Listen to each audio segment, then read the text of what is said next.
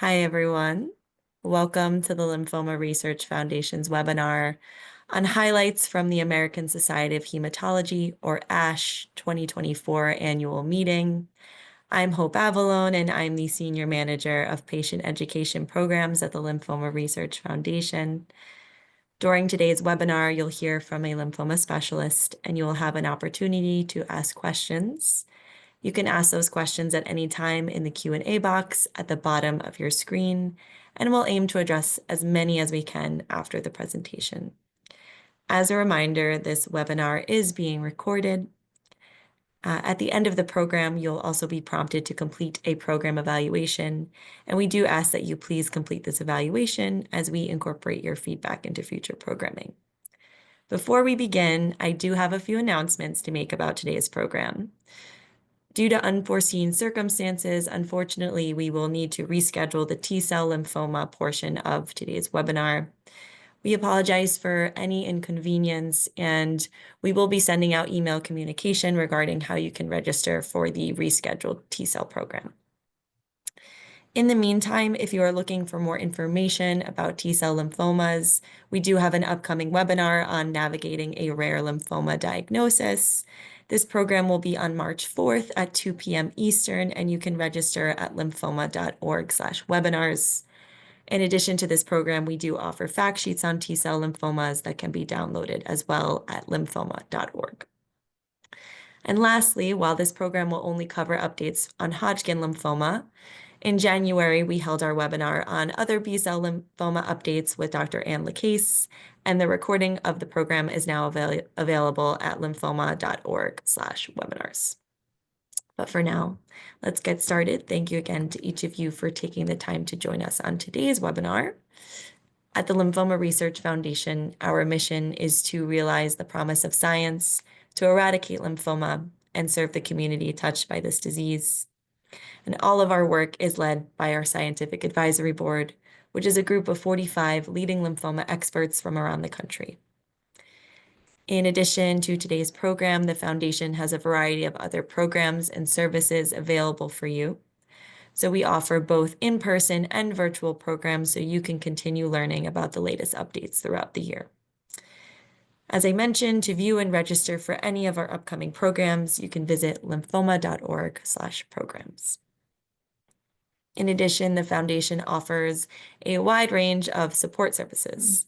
So our helpline, which serves to complement our patient education programs, is a resource for both patients and care partners. The helpline has master's level trained staff who provide individualized information on all types of lymphomas, as well as information on treatment options, clinical trial navigation, and connections to resources such as financial assistance. We also offer a peer support program called the Lymphoma Support Network. And through the Lymphoma Support Network, we can connect patients and care partners with others who have been through similar experiences for emotional support. The Foundation also offers a wide range of digital resources. Comprehensive disease guides and fact sheets can be ordered or downloaded on our website, lymphoma.org, where you'll also find disease and treatment-specific videos. We also have a mobile app called Focus on Lymphoma. The app provides helpful disease content as well as unique tools to help patients better manage their lymphoma. And the app is available free of charge in the Apple App Store and in Google Play. I'd also like to take a brief moment to thank our program supporters. Thanks to their generous support, we're able to host programs like today's webinar. But we have a wonderful program planned for you today, and I'm so honored to introduce our speaker, Dr. Sharon Castellino. Dr. Castellino is a professor in the Department of Pediatrics at Emory University School of Medicine. She's also the director of the Leukemia and Lymphoma Program at the Aflac Cancer and Blood Disorders Center for Children's Healthcare of Atlanta, and a member of the Cancer Prevention and Control Research Program at Emory's Winship Cancer Institute. Last but not least, she is a member of the Lymphoma Research Foundation Scientific Advisory Board, and needless to say, we are thrilled to have her on this program today. So Dr. Castellino, I will now turn the talk over to you. Thank you so much.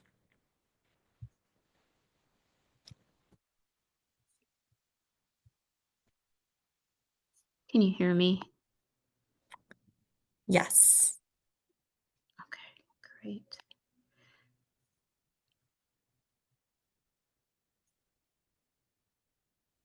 All right.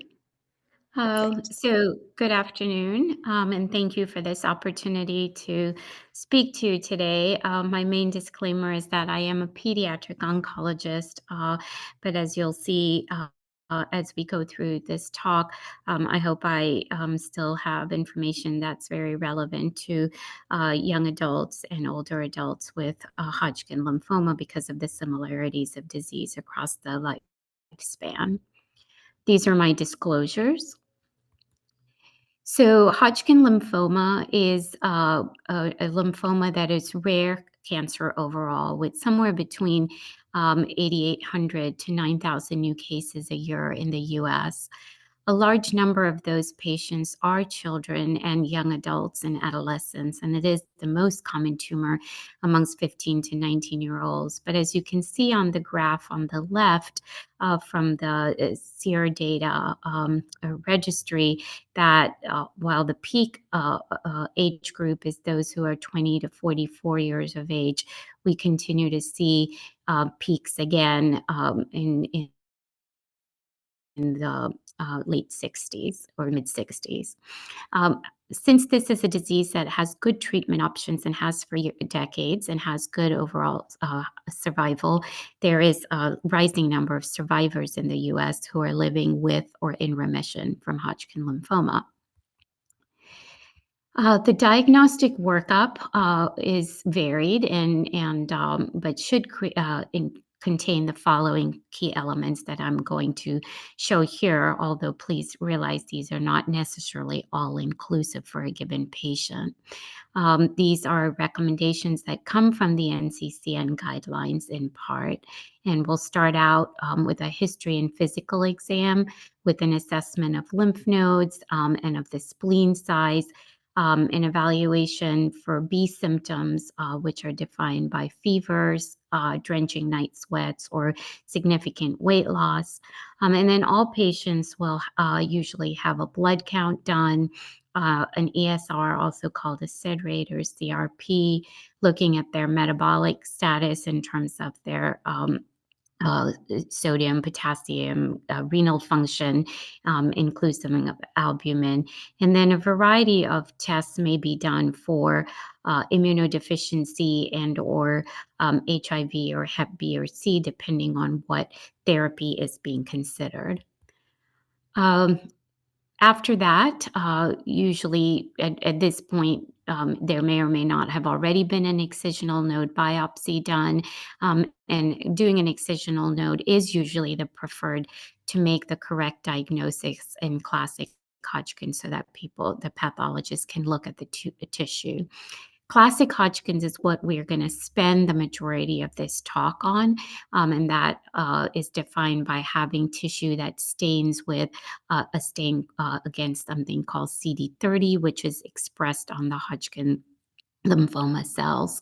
Um, since the advent of PET imaging, the doctor may decide whether or not a bilateral bone marrow test needs to be done to look at the marrow, and that may be based on other features of the presentation, but it's not always done in all cases.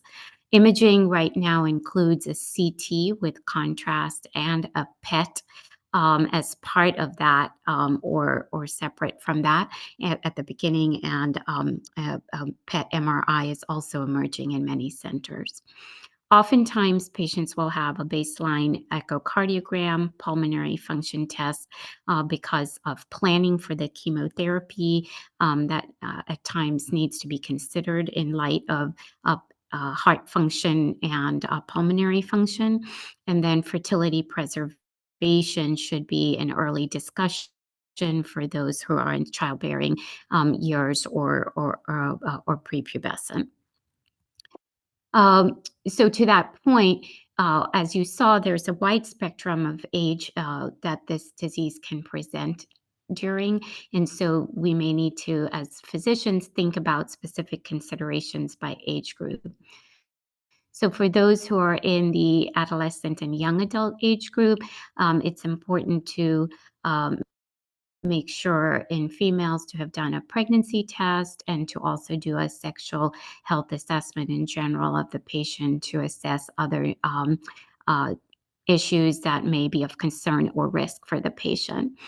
Fertility preservation should be discussed, and oftentimes in Hodgkin's, not always, but oftentimes because it is an indolent disease, there is time to pursue fertility preservation beyond just a discussion with an oncofertility team if that is something of interest to the patient.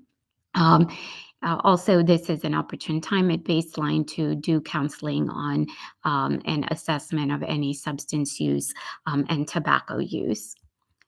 In addition, in young patients, the team needs to consider and understand the patient's work and or school issues, what social support network they have, which can really vary in this 15 to 39 age group as young people are becoming independent in their life in the world. um, Health insurance stability is really a critical component, especially as under our current guidelines, patients would age out of their ability to be covered by their parents' insurance after age 26. And assessment and attention to the financial burden that can evolve during and after cancer care. And these things are often addressed in cancer care settings by strong social work and patient navigation support. When you think about elderly patients, and I have not defined that age group here, maybe as I get older towards that age group. But as people get older, there might be more considerations about other health risks and comorbidities. And then as people get older, into their late 60s and older, there can be assessment of frailty that may also impact what kind of therapy a patient is able to tolerate. Caregiver support networks and their social support networks are also important in this age group, as is financial burden and healthcare insurance stability. So after the initial diagnostic workup is done, the patient will get a staging diagnosis from the care provider. And this in Hodgkin's is divided into what's called early stage disease, usually 1A, 2A, 1B, and 2B, or advanced stage disease, stage 3 and 4. If you were treated as a pediatric patient or have a child who's being treated, sometimes its nomenclature differs a little in terms of early stage versus advanced stage, but the staging system is pretty comparable in terms of stage 3 or 4 being disease that is below the diaphragm in addition to above the diaphragm, and may involve the lungs, liver, or bone marrow. Also, the patient is noted in terms of where their lymph node disease is as to whether they have what's called bulky disease, either in the mediastinum, which is in the middle of the chest, or in the other places where the lymph nodes may present. This has in most adult trials been defined as a disease that is greater than 10 centimeters in its length and cross section. But in some pediatric studies, that threshold has been a little different in terms of the centimeters and how that's defined. And then the SED rate or ESR and the number of sites involved can then also point to whether, even within early stage disease, whether it's considered to have favorable or unfavorable disease features. And just looking at this, there are many there is some variety in how this has been defined.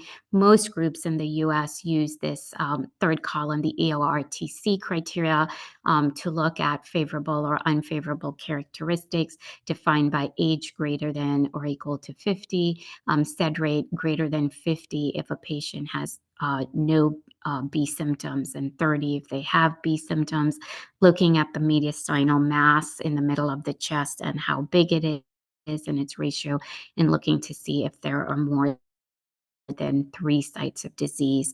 Again, these risk factors are used only in what we consider as stage 1 and 2 early disease. So I'll start out with talking a little bit about early stage disease. In general, the treatment in North America for early stage disease has included a combination of drugs termed ABVD, and they're listed here: adriamycin, bleomycin, vinblastine, and dacarbazine. And the number of cycles of chemotherapy recommended for an individual patient may differ based on the stage of disease and some of those unfavorable features that I pointed out. Until very recently, the standard of care in the US has been ABVD chemotherapy with what is then termed PET adapted approach, meaning that after a certain number of cycles of ABVD therapy, um, based on those initial risks that I described, the patient would either just have chemotherapy alone, or the recommendation, oftentimes in cases of bulky disease, would be the addition of radiotherapy, used in a term called consolidated radiotherapy after the completion of chemotherapy. Um, uh, the goal, however, has been in treatment to evolve to risk stratify and tailor treatment so that we can minimize toxicity, both in terms of not an excessive amount of chemotherapy and also using radiation sparing approaches where appropriate. Um, when patients are treated by pediatric oncologists, they may have an offer of different types of chemotherapy regimens in the US, although I'll show you some data that shows how we are moving towards some harmonized approaches with our adult colleagues. So now going to some of the recent developments in treatment of early stage disease that were noted at the ASH meeting. In 2015, there was a trial that was run in the United Kingdom by Dr. Radford and colleagues, and it was called the RAPID trial. And in that trial, patients who had stage 1A or 2A non-bulky disease and had a PET scan after 3 cycles of ABVD, which had very low activity, Doval 1 or 2, patients were randomized to either receive radiation or to not receive radiation. And the early follow-up back then showed that at 3 years, progression-free survival, meaning doing well and being alive without any recurrence of lymphoma, was 90.8% with chemotherapy alone versus 94.6 after radiation therapy. And although that appears to be a 4-point difference, in fact, statistically, that was comparable between the two groups. So at ASH this year, this group has now done a longer term follow-up, which is important as we think that while we always want to maintain high disease control at the beginning of therapy, we don't want to incur late effects that cause more problems for patients where possible. And so in a long follow-up here, they were able to show that at 15-year overall survival was actually comparable for those who had received 3 cycles of ABVD versus and with the addition of involved field radiation therapy. That's what IFRT is, versus those who had received ABVD alone. And so, again, those are really percentages that are comparable and show that, in conclusion, that if you use an ABVD approach for very low risk disease with favorable features, that the omission of radiation therapy is possible.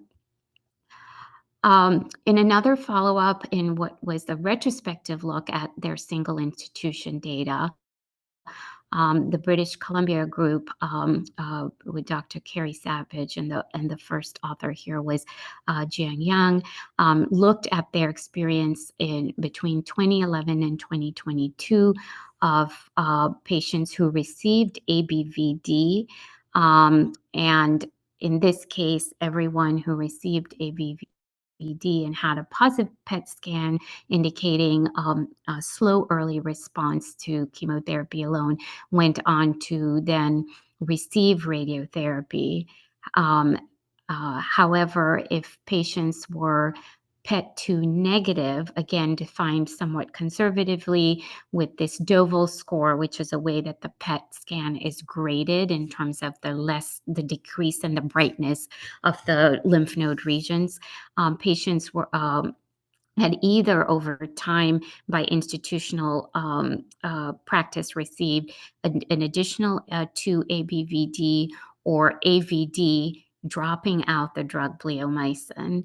And everyone got a total of 4 cycles. And in this era to era comparison, it was seen that um, there was no difference in progression-free survival at 5 years for those who received uh, ABVD versus AVD with no radiation, again, in early stage disease. And so it was also noted that bleomycin-associated pulmonary toxicity, which had been about 16% in the era where everybody got ABVD, had dropped considerably to 3% in the AVD era.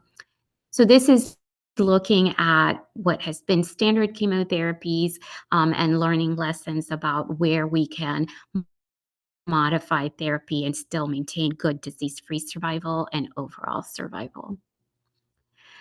Well, about 15 years ago now, we started to understand more about the biology of Hodgkin lymphoma, and that has really accelerated the development of new therapies. So here on the left, you see what is considered the classic Hodgkin-Reed-Sternberg cell, which is pathognomonic of classic Hodgkin lymphoma. And on the right in the cartoon, you can see that we are understanding more about several places that we can attack molecules that are expressed on these cells and create a targeted type approach.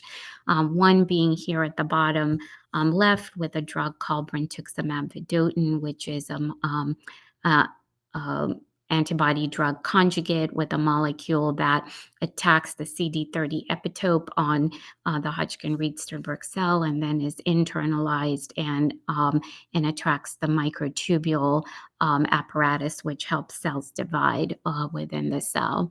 And then a second approach has been of a new set of drugs are called checkpoint inhibitors, and these actually attack the PDL1 PD1 connection, where a patient's own immune cells are able to evade surveillance of the cancer cell with this mechanism, and there is now a series of drugs called checkpoint inhibitors that can attack this connection and then allow the immune system to actually attack the cancer cell itself. And CAR-T is on the horizon and has some early work in Hodgkin, but we won't be touching on that today.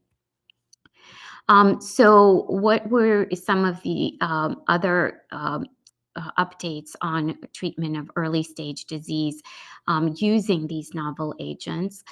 So these are all still in trial and would not be considered standard of care yet, but Dr. Lacaze's group with study with senior author Dr. Herrera showed the early results of a randomized phase 2 study using nivolumab and Brentuximab vedotin to go to radiation-free treatment in early stage classic Hodgkin. The group from MD Anderson and around the country, led by Dr. Jeremy Abramson, showed updated analyses of looking at Brentuximab with nivolumab, doxorubicin, and dacarbazine, so AVD, with early stage disease.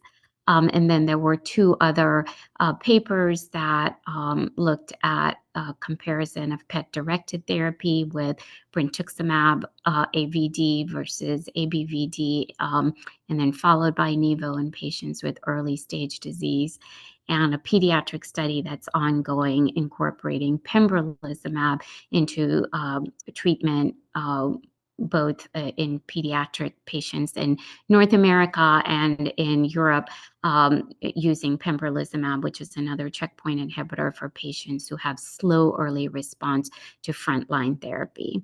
And I'm not going to go through any of the details of these because these are all studies that are early in their reporting cycle, and none of these are randomized studies at this point. To sort of look at the efficacy of these bringing novel therapies into early stage disease.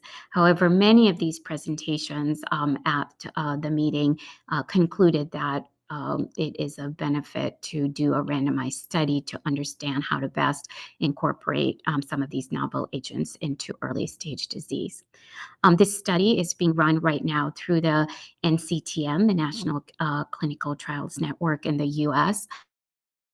And the current study that is actively accruing around the country, which includes children from age 5 all the way through adults, is looking at using the ABVD backbone, giving 2 cycles of that. And then based on response on the first PET scan, those who have a positive PET response will either get standard chemotherapy. These are sort of escalated therapy with BIACOP, or a BIACOP modified regimen that doesn't include carbazine but uses decarbazine that we're calling EBDAC. 2 cycles of that would involve site radiation, since these patients who have positive disease are known to have disease that is more difficult to treat with chemo alone. And then we'll be evaluating Brentuximab with nivolumab for 4 cycles, and then followed by radiation, involves site radiation in these patients as well.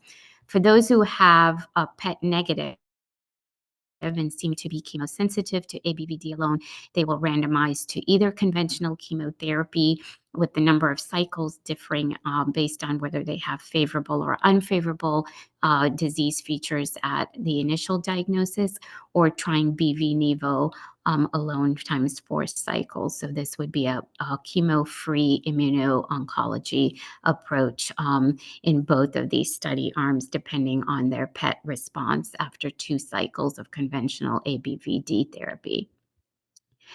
So switching from early stage to advanced stage disease, there have really been some rapid changes in as trials have been conducted and resulted from pre-2018 to post-2022. Again, I've left the pediatric approach is on here, as we did demonstrate in the children's oncology group that patients who had Brentuximab vedotin added to an AVE-PC backbone, that is the pediatric backbone that was used in therapy, differs a little bit from the ABVD backbone.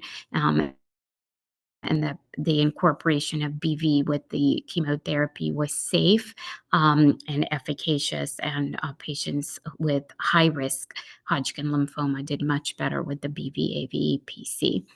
But looking at the adult and now combined adult pediatric approaches in North America, the S1826 study looked at BV-AVD next to nivolumab, which is a checkpoint AVD, and in October of last year showed that there was a much higher efficacy and good tolerance of the nivolumab AVD therapy in those with advanced stage disease.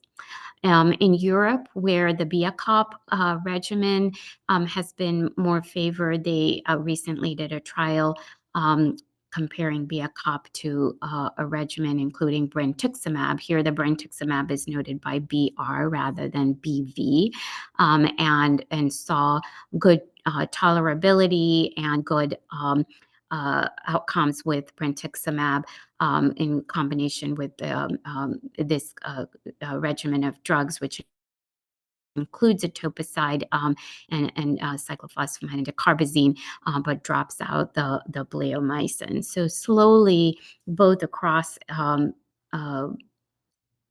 early stage disease and advanced stage disease, we are finding places where we may be able to drop out bleomycin and not compromise disease control in Hodgkin lymphoma. So, what else did we learn about advanced stage disease and these novel agents? Well, Dr. Herrera led a nice session called Moving the Needle in Hodgkin Lymphoma at ASH. And there were three sort of key presentations there. One termed Has PD-1 blockade changed the standard of care for classic Hodgkin lymphoma? A second was focused on understanding what we know so far in the role of Brentuximab vedotin in the era of now seeing what checkpoint inhibitors also do. And then for the rare patients who do relapse, trying to understand when and how to use stem cell transplant for classic Hodgkin lymphoma. And so I'll summarize those uh, sort of key topics from those papers briefly. In a nice schema, Dr. Lynch and colleagues showed that as you can see at the very top, that for untreated classic Hodgkin lymphoma, advanced stage 3 or 4 in North America right now, nivolumab AVD for 6 cycles seems to give patients about a 4% chance of staying disease-free at a follow-up of 2 years. And this was a well-tolerated regimen, both across adolescents 12 to 18 and adults beyond age 60. And so in this case, patients actually, there was a less than 2% use of radiation therapy. So it was a radiation sparing approach as well. PD-1 inhibitors continue to be used in first relapse for those who are stem cell transplant eligible, and I'll later describe some results with a combination of pembrolizumab, which is a checkpoint inhibitor, with some traditional chemotherapies, GVD, for 2 to 4 cycles, which seem efficacious in allowing patients to get into a remission state such that they can proceed to autologous stem cell transplant, that is ASCT here. And then for those who have relapsed refractory disease and have had a stem cell transplant or maybe are not stem cell transplant eligible, there's emerging data on the efficacy of continuing some cycles of pembrolizumab after that in terms of continuing to have disease control mechanisms after transplant. Brentuximab vedotin, however, remains a very good targeted agent for Hodgkin's. And Dr. Advani and her colleagues looked in different ways that we will continue right now to utilize this agent in either frontline, relapsed, or post-transplant settings. So in frontline settings for advanced stage disease, in patients who are less than 60 years of age and are checkpoint ineligible, BVAVD, which was shown in 2017 in the Echelon-1 study, is still much better approach than ABVD alone for advanced stage disease. And then, as I just recently described, the BRIACAD regimen of the HD21 study is what is widely used in Europe. So depending on certain criteria. So, for example, the nivolumab AVD study, S1826, was not open to patients with a pre-existing autoimmune condition. And so in that case, we have some uncertainty so far about how the use of checkpoint inhibitors could unroof other autoimmune disease in patients who are susceptible. And so in that case, a brentuximab AVD would be the first choice of therapy in adults. In advanced stage disease, for those who are checkpoint ineligible and over 60 years of age, if they can't receive nivolumab AVD for some reason, there may be a role for giving them sequential Brentuximab with AVD following, and so it's not as many cycles, including Brentuximab, if they have good early response, or they may get Brentuximab in maintenance. And then for those who are anthracycline ineligible, anthracycline being the A in ABVD, they might be able to get a combination of Brentuximab with dacarbazine or Brentuximab with nivolumab, and those strategies are in various stages of study. In relapse disease, there has been a role for giving Brentuximab monotherapy after either before to get patients into remission or post-transplant, as you see here on the far right.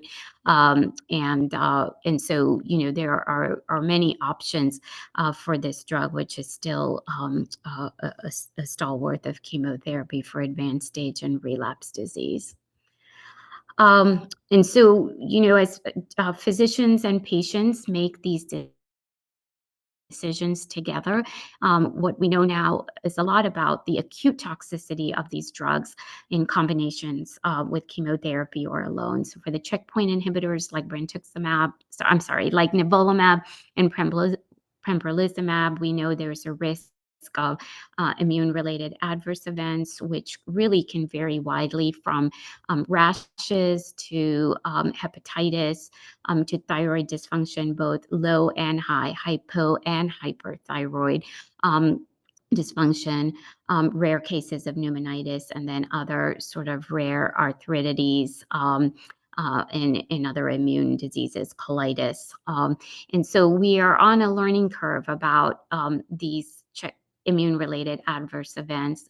They are manageable with steroids, but then they do sometimes, depending on the severity and the inability to control the effects, may need a modification of therapy or going away from the checkpoint inhibitor.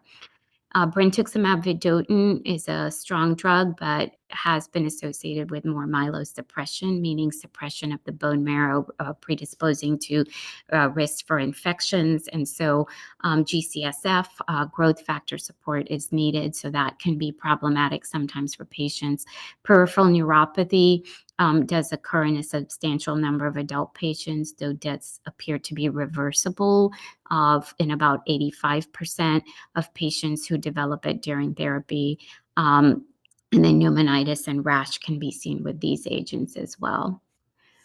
Stem cell transplantation for classic Hodgkin lymphoma it is currently the first line of therapy for those who fail to achieve remission from frontline therapy, and can also be offered as salvage therapy in many settings. I'm not going to go through all the details in this slide, but the role of autologous transplant is still the first line for most cases of relapse disease disease that has come back after initial therapy. So while that is the first line, there is now some consideration as to whether there are cases in which checkpoint inhibitors can be used instead of autologous hematopoietic transplant.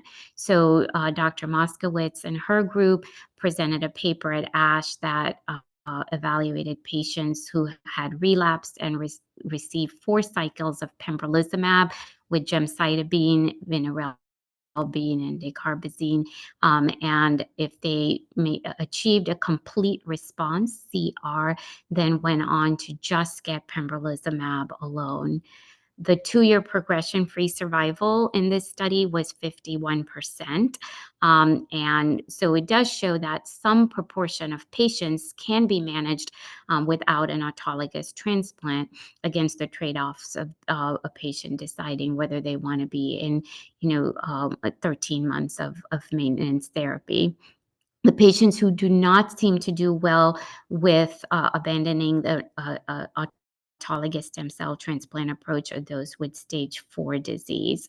And so there are currently initiatives within the cooperative groups to look at approaches that will risk stratify patients who have relapsed and see which one patients may be able to avoid getting a stem cell transplant, and have approaches that just involve checkpoint inhibitors versus those who um, uh, really need the stem cell transplant to go into a permanent remission. This is being studied because even in the era of the study that I'm showing you here, many patients had never received checkpoint inhibitors for frontline therapy. But as we move some of these new agents into frontline therapy, deciding what happens in the small number of patients who relapse, it is an evolving story. Um, in terms of future directions towards personalization and optimization of therapy, the group from Stanford presented their results on circulating tumor DNA to detect minimal residual disease in patients who had either early or advanced stage Hodgkin lymphoma. And so this is going to be some of our future way to monitor disease burden beyond PET, because the study noted relapse was more common in patients who had circulating tumor DNA present, even when they had what was thought to be a complete response on PET.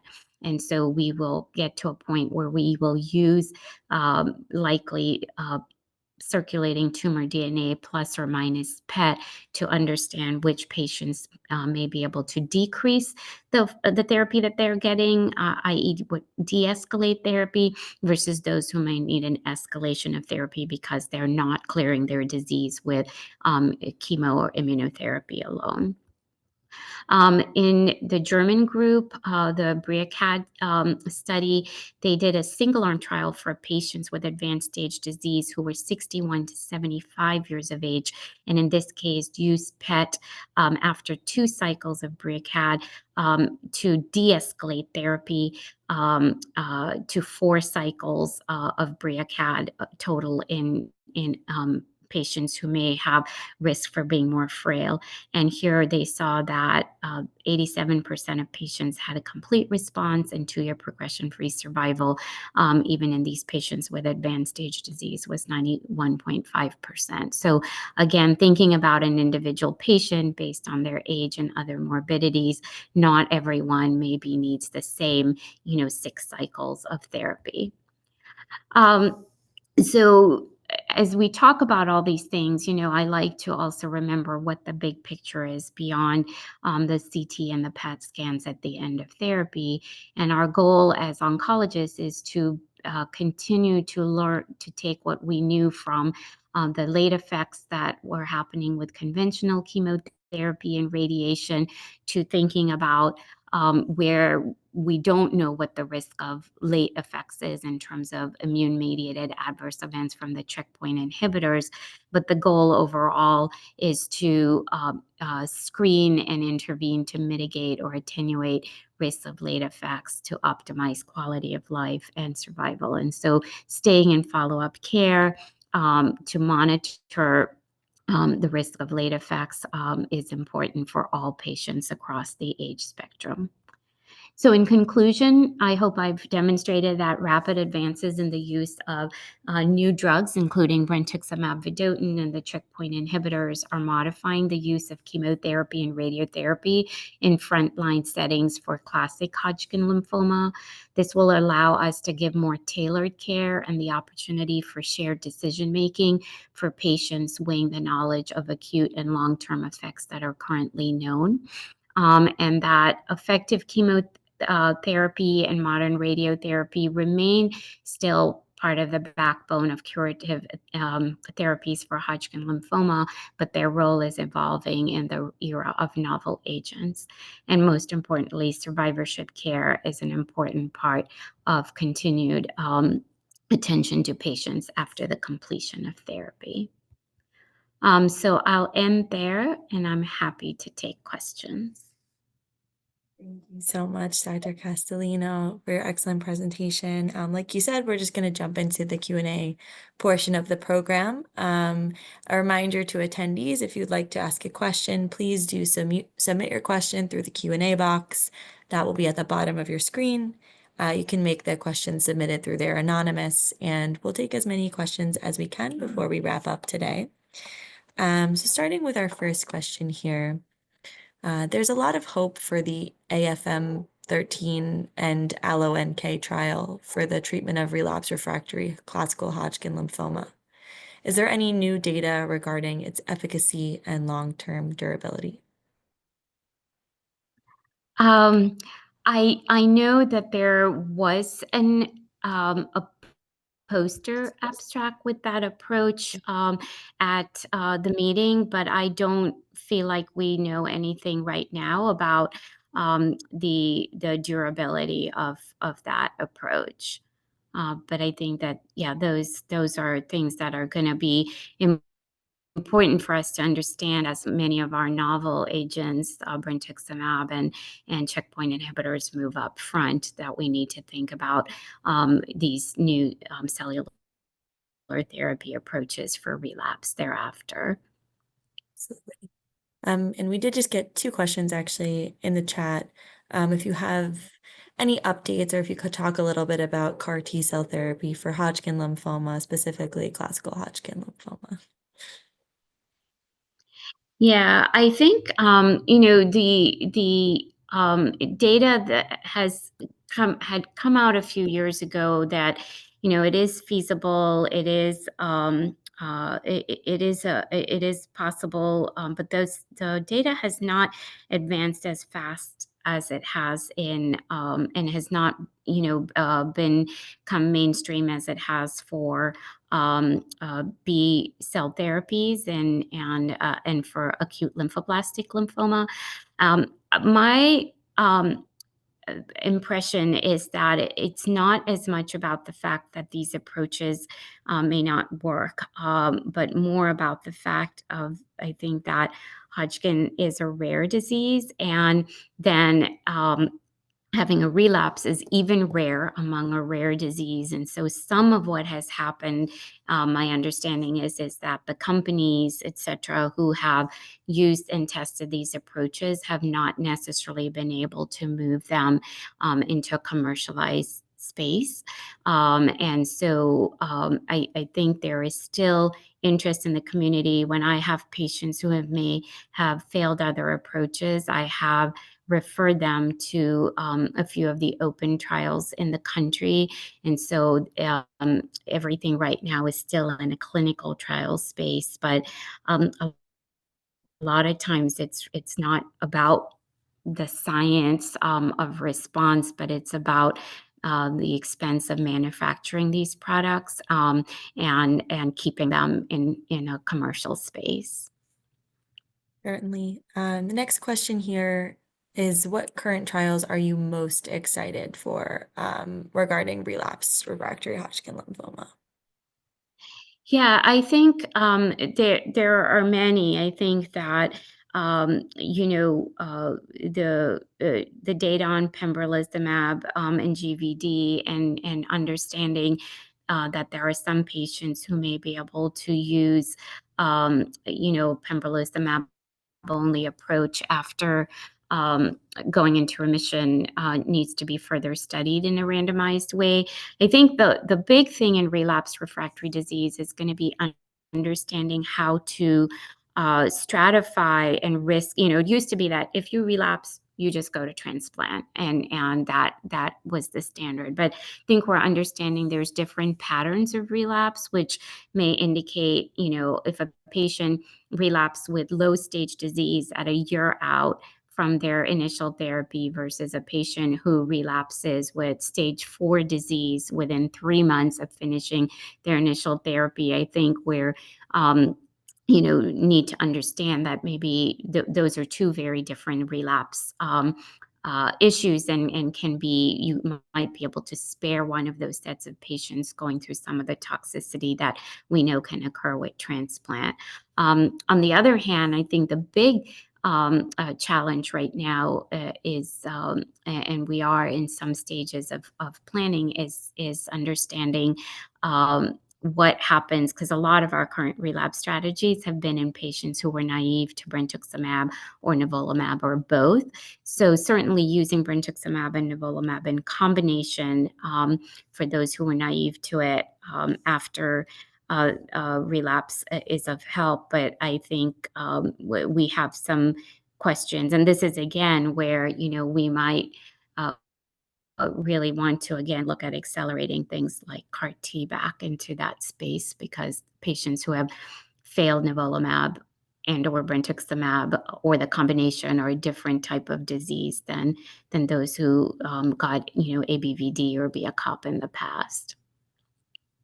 This next question might be a little bit of an overlap, but is there any collective thought amongst lymphoma doctors about how far or close we might be to being able to cure first relapse patients without ASCT? They're curious because you showed the study with pembrolizumab maintenance and radiation.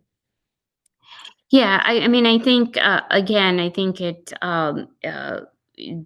is, you saw in that data from Dr. Moskowitz that about 50% of patients were able to stay in remission with just the pembrolizumab for I think 13 cycles, and so there might be a group who is amenable to that. I think as we learn more about individual patients' immune systems and the ability of checkpoint inhibitors to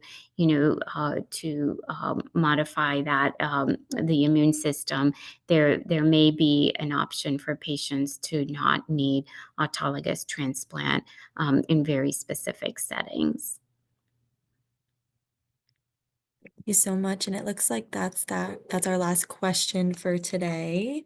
So I want to thank you, Dr. Castellino, for your time today.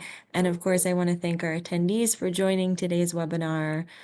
If you do have any additional questions, you can always reach out to our helpline. The helpline's contact information can be found at lymphoma.org, where you'll also find specific fact sheets on Hodgkin lymphoma for immediate information. And you can also find fact sheets on many of the treatment types that were discussed today. With that, I'd like to thank you all again, and thank you, Dr. Castellino. I hope you have a great rest of your day. Thank you. Take care.